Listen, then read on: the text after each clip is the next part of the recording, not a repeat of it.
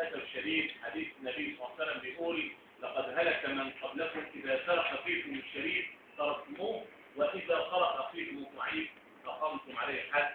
لابد ان يحاسب هذا الضابط وغيره حتى يكون عبره لغيره وحتى يحترم المصري في اي مكان في بلده. وانا اشكر لحضراتكم هذا الاهتمام واشكر للمؤسسات الحقوقيه وان تدافع عن حق الانسان. نحن في مصر الان في معضله.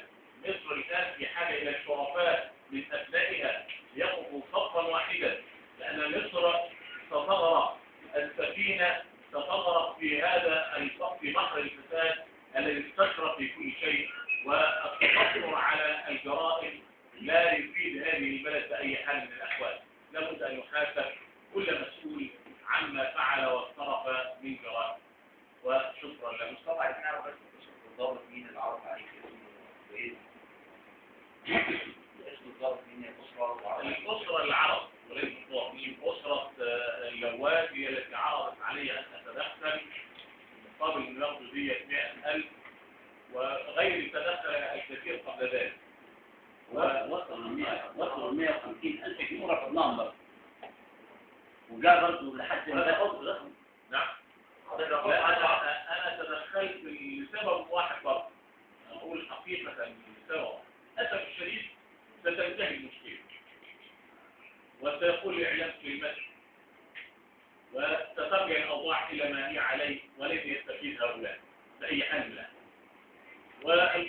والقضية للأسف الشديد وكثيرا من القضايا بتنتهي إلى عدم إدانة الحكومة. نعم.